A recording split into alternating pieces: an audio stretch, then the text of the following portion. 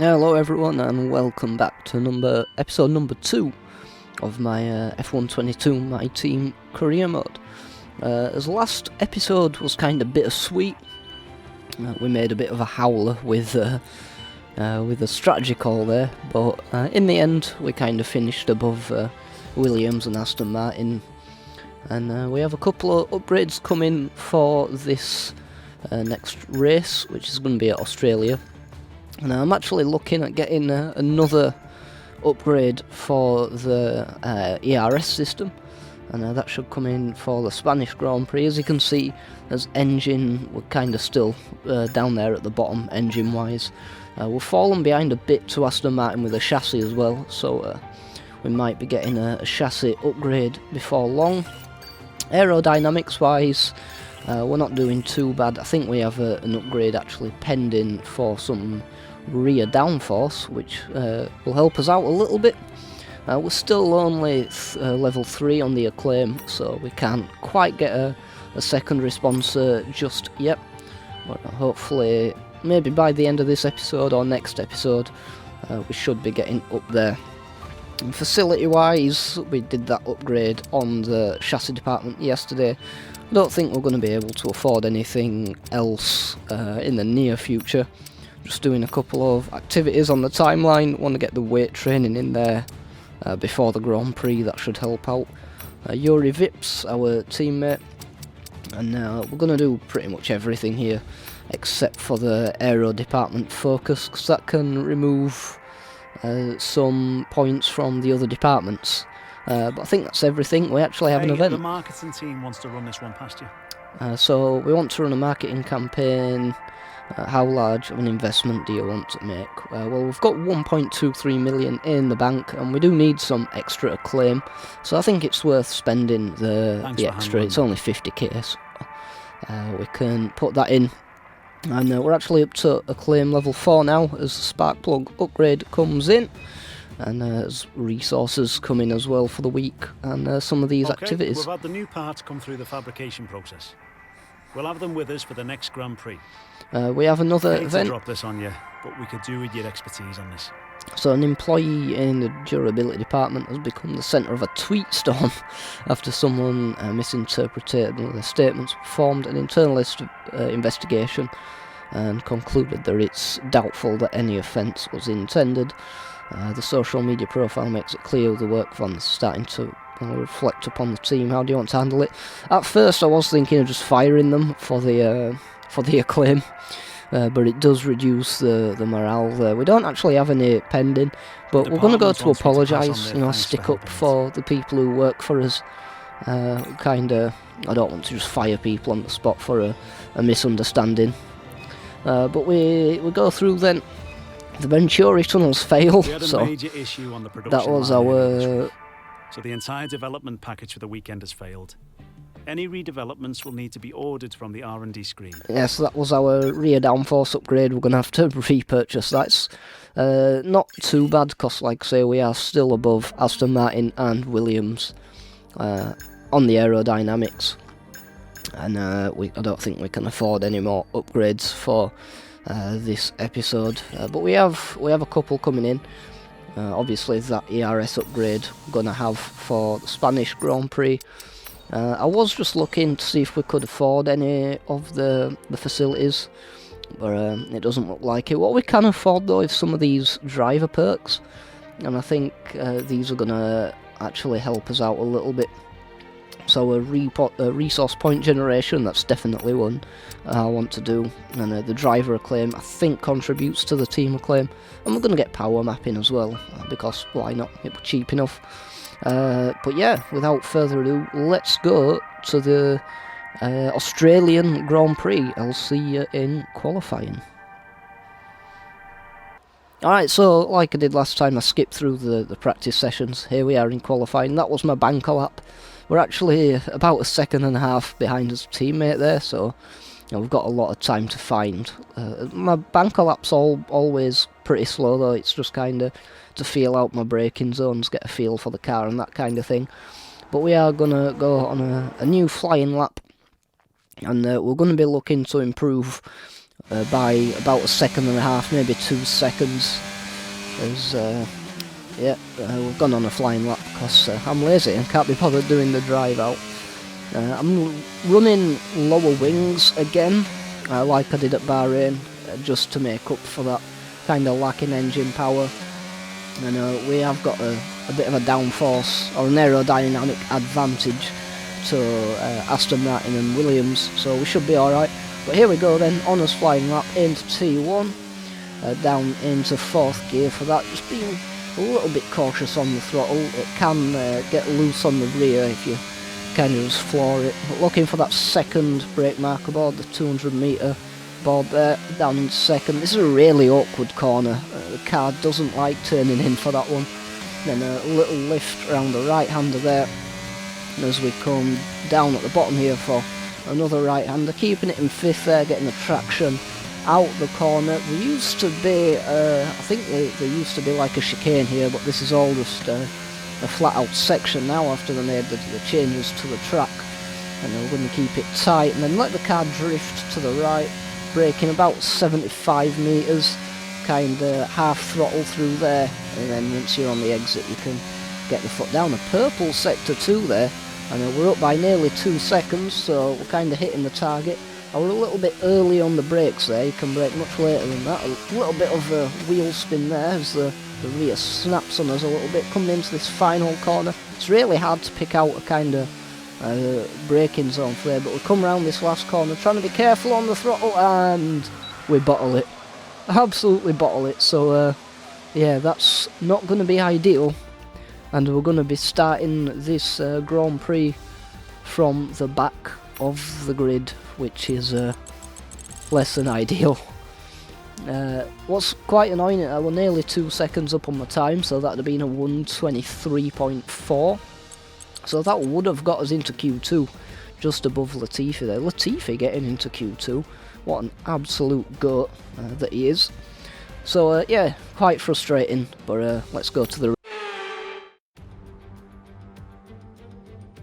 The crowd are here and it's brilliant to see them lining the track here in Albert Park.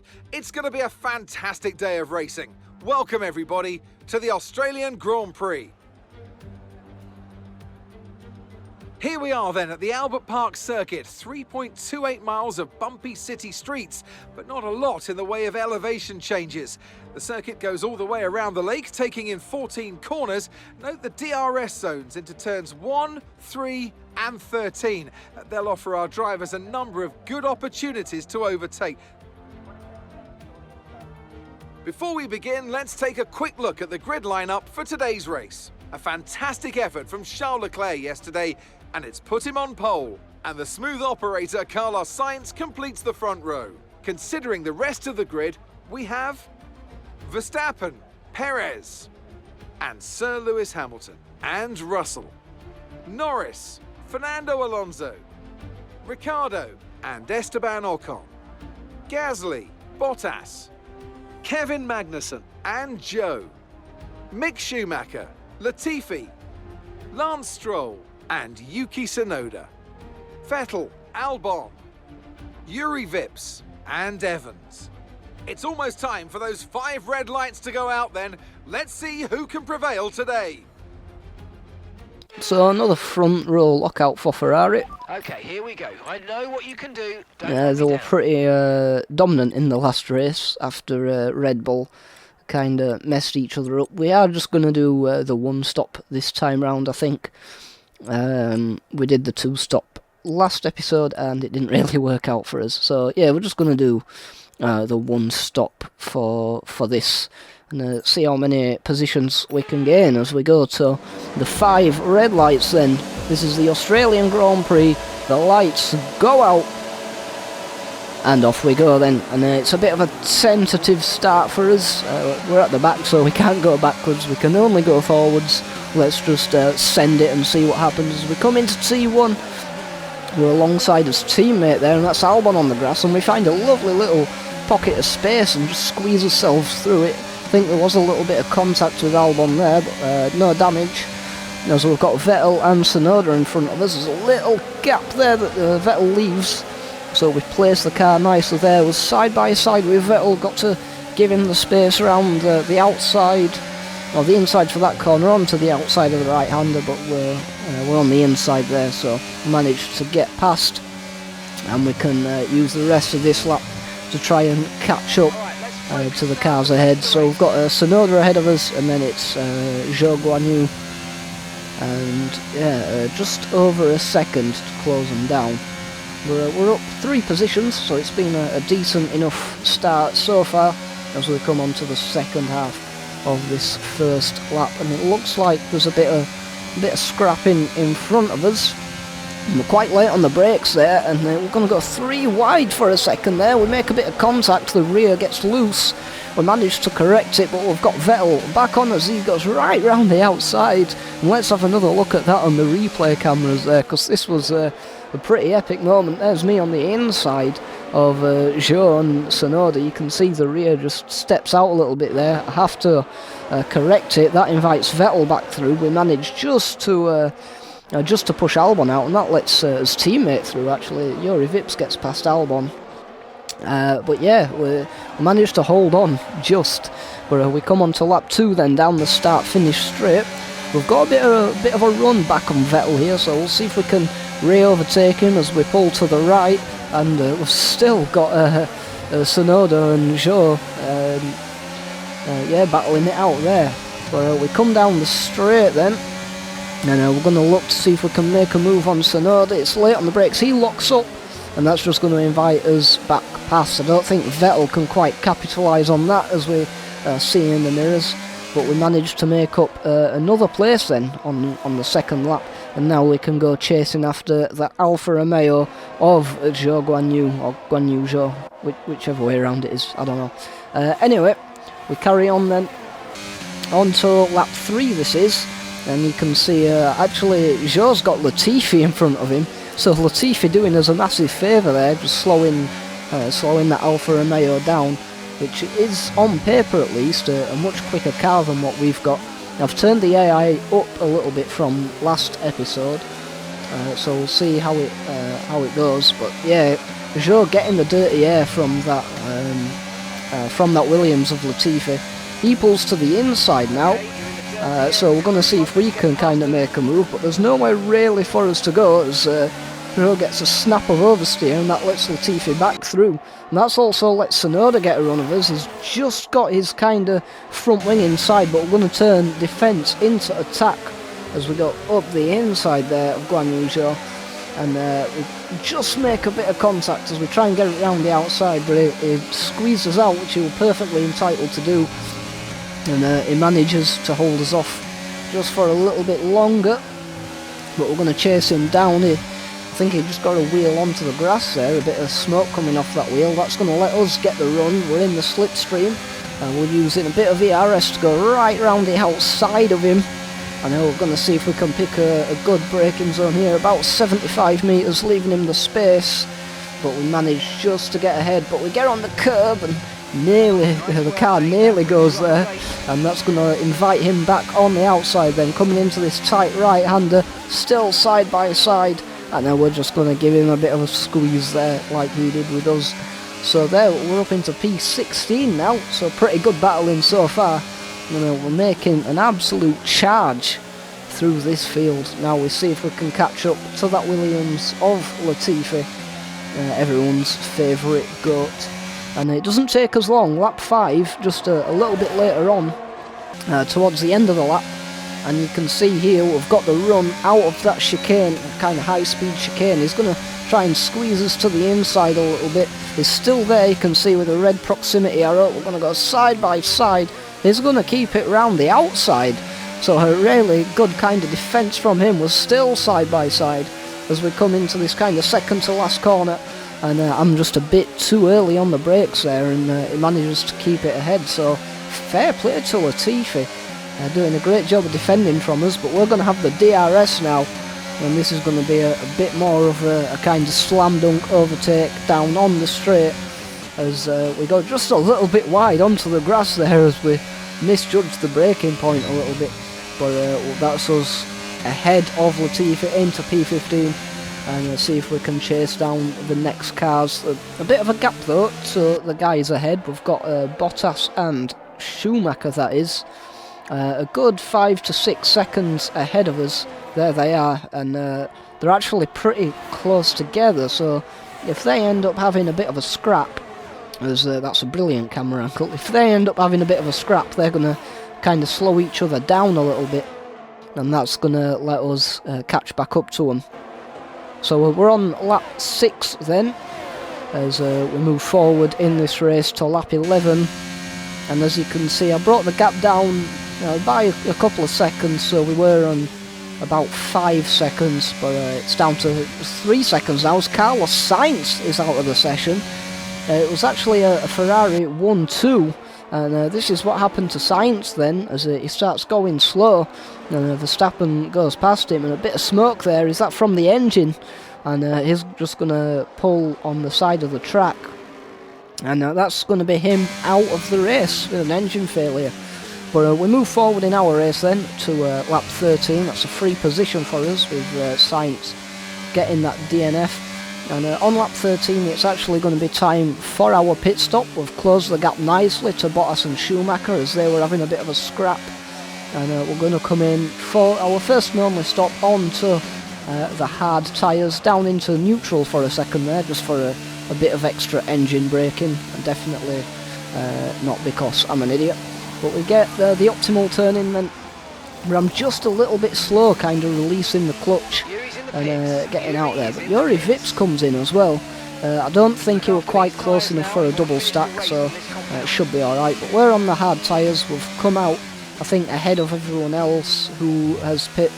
We've done an earlier pit stop actually compared to everyone else. So this is where it matters then on the next lap. And that's going to be Mick Schumacher now coming out of the pits. Remember, he was behind Bottas before Bottas came in. Where's he going to come out, and where is Bottas? Is behind him.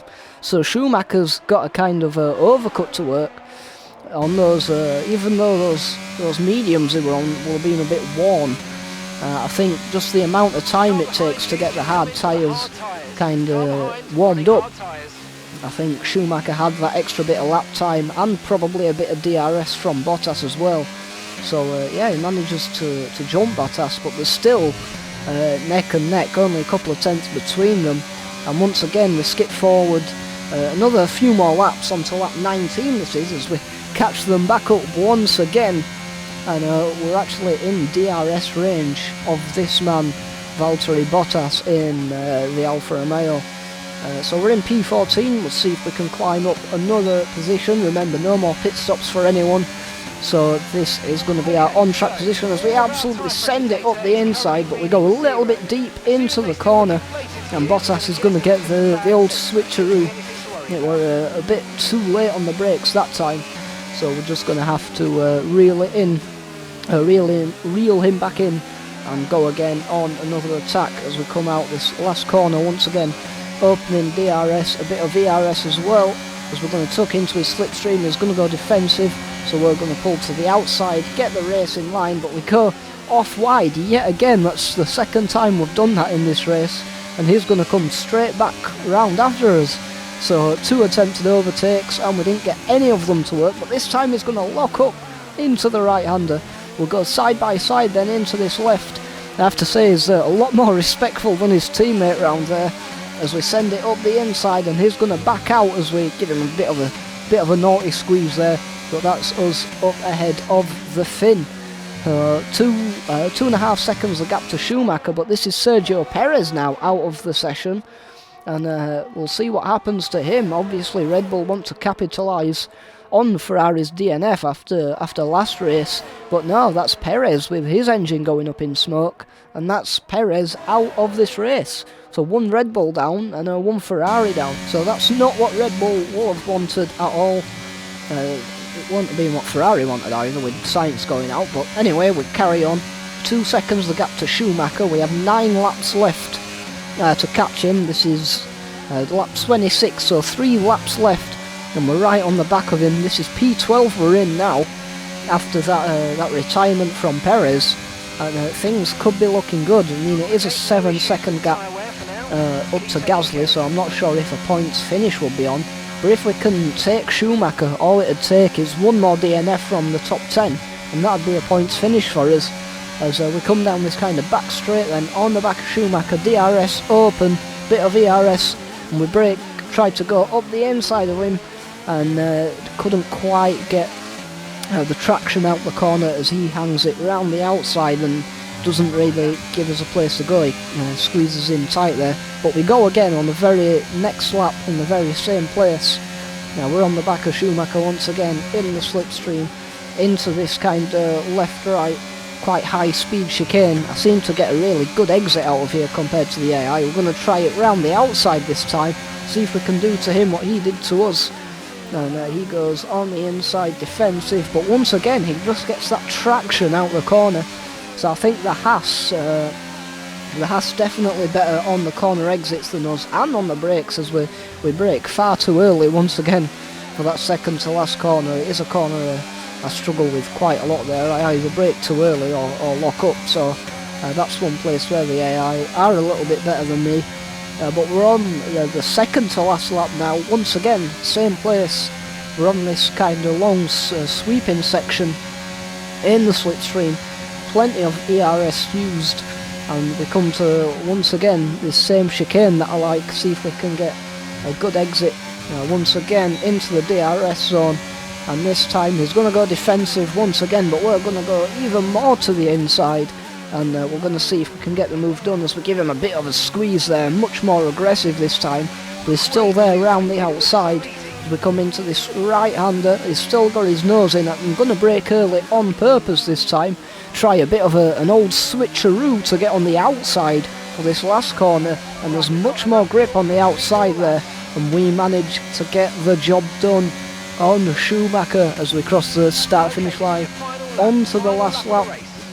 And yeah, just one more lap to go. It doesn't look like any of these guys are going to get a DNF. We've got Gasly and Magnussen up ahead of us. Only, well, 10-second the gap now, so I don't think we're going to catch them within this last lap. But we do manage to bring it home in P11 if we can just hold Schumacher off for a couple more corners as we come into the left. And then this last right-hander, and it looks like it's going to be P11, so not a points finish, but at least we certainly improved compared to how we did in the last race. So yeah, I'm quite happy with that, to go from last on the grid to P11 and driver of the day, just for a good measure. So yeah, brilliant race for us. We've witnessed some great battles on the streets of Melbourne today then, and they've taken a fantastic win.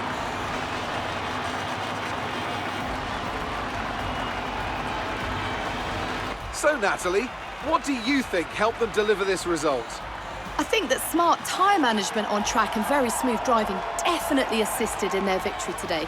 That combination meant they got the absolute maximum out of their tyres at all times.